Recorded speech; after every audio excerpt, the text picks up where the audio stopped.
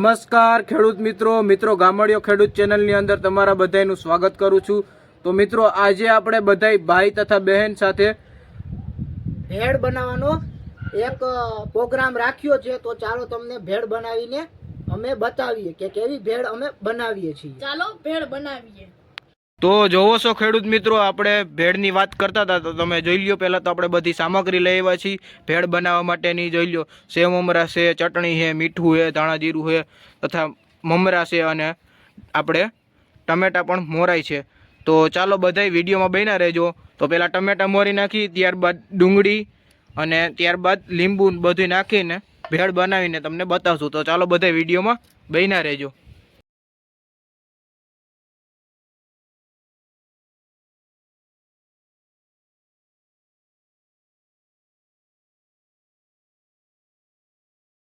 તો મિત્રો હવે આપણે ડુંગળી કાપવાનું કામ ચાલુ કરી દીધું છે। તો વિડીયોમાં બન્યા રહેજો, આપણે ડુંગળી કાપીએ। જુઓ તમે,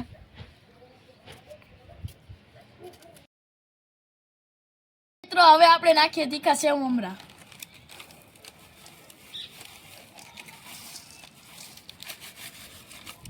હવે રતલામી સેવ, હવે ચવાણું,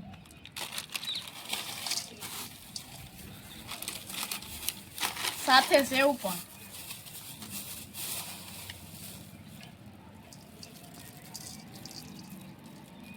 ચાલો મિત્રો હવે આપણે બનાવવા જઈ રહ્યા છીએ ખજૂર આમલીની ચટણી।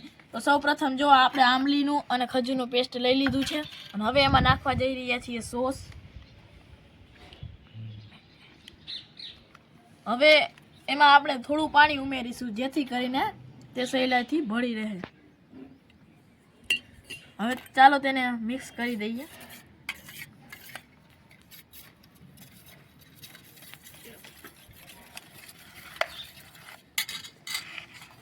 હવે તેને આપણે ઉમેરીશું ભેળમાં આપણે।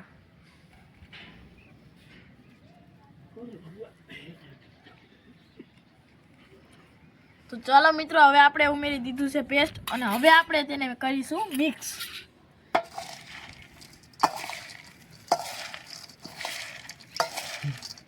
હવે આમાં આપણે ઉમેરીશું લીંબુ। આ છે ધાણા જીરું, હવે આપણે આપણી ભેળમાં ઉમેરીશું ધાણા જીરું।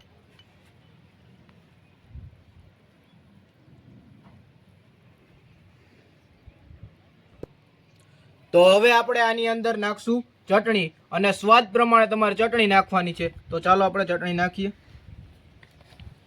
તમારે જેવું તીખું ખાવું હોય તે રીતનું તીખું કરવાનું છે આમાં।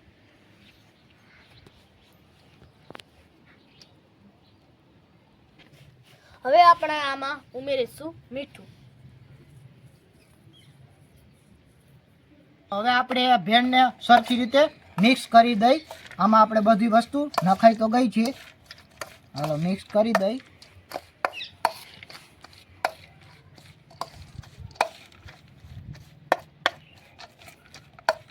હવે આપણે ભેળ મિક્સ તો થઈ ગઈ છે અને હવે આપણે ભેળનો ફાઇનલ સ્ટેજમાં પૂગી ગયા છે। એટલે આપણે ભેળને ડેકોરેટ કરવા માટે ધાણા નાખશું, લીલા ધાણા। તો ચાલો લીલા ધાણા આપણે કાપીને નાખી દઈએ।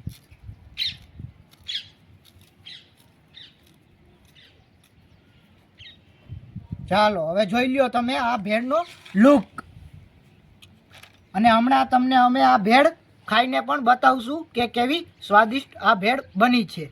તો હાલો આપણે હવે ભેળ ખાઈએ।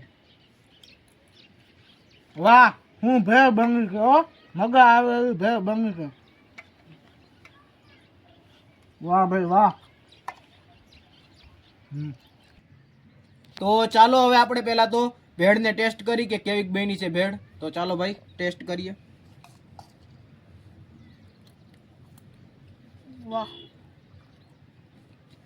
ભેળ તો ખાવા લાયક બની છે, સરસ મજાની છે। તમે પણ આવી બનાવી શકો છો ઘરે।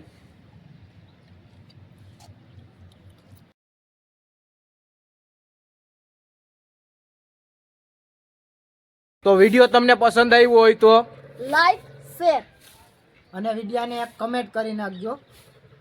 તો ચાલો બધાય મળીશું નવા વિડીયોમાં।